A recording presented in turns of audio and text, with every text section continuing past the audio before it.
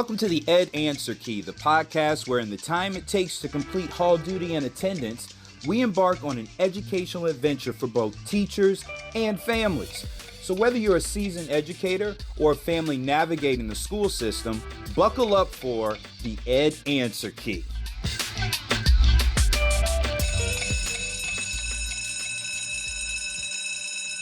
Teacher-Student Dependency.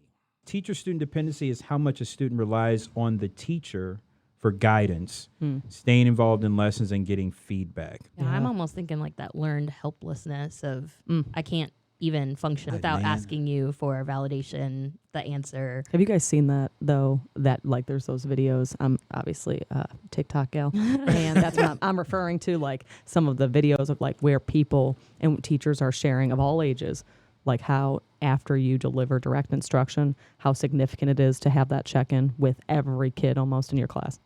And that's like been becoming a norm now after COVID. It's the post-COVID conversation for any content. Crazy. I'll go through the direct instruction and students will come to me. Right. Like, I don't know what I'm supposed to do. I literally just told you what to do. So what's the first thing you do? And we'll go through the whole process. And then I'll tell them, I'm not going to help you. They'll be on a program. They'll be on a program that is a self-guided program that we have. And as you go through it, if you get the answer wrong, it explains to you what you did wrong and how to get it. I'm not going to help you with this. Did you get it wrong? No, I didn't even want to do it because I thought I would get it wrong. Exactly. Like, you've got to push through that.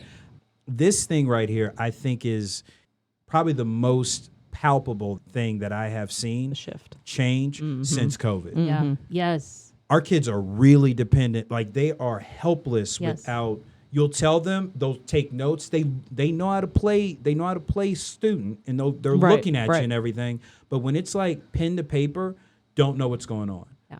Well, and there's a few of these. I've actually heard from several colleagues because I'm like fascinated by the fact that this is a thing. I thought it was just because I'm a special ed teacher, so I'm just used to that. But it's not, actually. It's like they won't even write down the correct answers sometimes because they're afraid. Yeah. Like they don't want to write anything down until it's like they get the check. They know what's coming. There's one. And then there's another where it's like they're in class. Like we've had teachers. I've heard that they've started setting a timer after direct instruction. They'll set a 5-minute timer. You cannot ask a question before that 5-minute timer is up. I've literally done that. Right. I mean, that's realistic because it's like, nope, nobody's going to actually speak at this moment. So you can process what was just said. I don't think it's actually not active listening. I think they're actively listening. We're doing the checks for understanding. We're making sure that they understand what the hell's going on. And then suddenly they're like, wait, 5 whole minutes to process. And I also think, though, on the dependency side, the relational aspect is overwhelming. Like all day, every day, as much as you can. Like they're trying to come up and talk to you about all their issues. I feel like in the morning, that 10 minutes that we have, that passing period, sometimes I feel like I'm like, it just never stops. Like if I'm not in my spot, they're like, where were you? I'm like, oh, my God, like there's other things happening, mostly, because I don't always want to know all the things. But like, so I think that's the other dependency. It's like, even when you're trying to move on, they're like, but we have to talk though. Can we go out in the hallway to talk? Can we talk over here for a second? I'm like, there's a whole classroom of people that we got to, anyway, so, yes. Oh my gosh. I feel like classrooms that I've been in where I see students that are dependent or more independent, those teachers that have, quote, the independent students, they set that up from the get-go. Right. Whether it was 7th grade, if you're starting 8th grade, whatever it is. And so those kids have those tools that they need to, okay, I know I'm gonna get started on this, or if we're something I'm doing cooperatively with people around me, but the teacher really does like facilitate their thinking. Yeah. And they don't have those issues that you're talking about. But the ones that do, they do tend to have more where the teacher's the sage on the stage. There's a whole bunch of talking, and like someone mentioned, they're playing student, they're listening, but okay, you're telling me this. I want you to keep on telling me. So after you stop talking, and I'll get into it. Right. I can start once you come over here and help me start.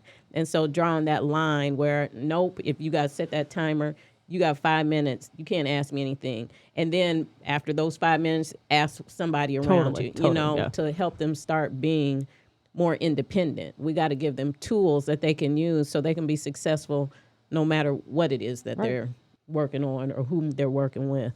We've tried to explain that aspect too, like to kids. Like if you actually try to explain what you're doing, like what you just described, like if you try to teach them, well, this is why we're asking you to do this, or this is why I'm asking you to do that.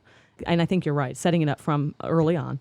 And I think we're still seeing some of, as people always say, the COVID effects, but like this particular group, you just feel it. And I'm just wondering if that's going to shift or if we're going to have to really put ourselves where we are going to facilitate, and then you're going to have the collaboration. And maybe we go back to that more guided practice where it's like, this is exactly what it looks like. This is the exact time. And this is the time I'm going to help you, not the whole time. It's like it's physically painful for them, Mm-hmm. and I say, I'm not You going feel to bad. answer your question. You feel bad. You're going to try it on your own, and you might fail, and that's okay, because that's when you're going to learn, Right. and then you'll do it differently next time. And it's like, It's all levels of students, though, too. Yes. It's not even just your 100%. lower, Yes. middles. It's like even the higher, Yes. kiddos where you would not expect it. You're like, gee, Because I've seen a huge shift with some of my honor students who before they loved challenges and they would persist through it and like, don't tell us the answer. We Right. want to figure it out on our own. And We you know, lost like, that. and now it's like, yeah, I just give up. Like, tell us the answer.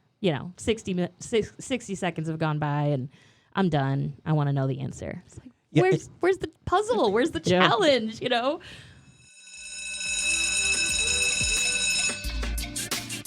Thanks so much for joining us for this episode of the Ed Answer Key. Your support means the world to us. Be sure to stay in the loop about upcoming topics by downloading our free podcast companion at www.edanswerkey.com. So until next time, class dismissed.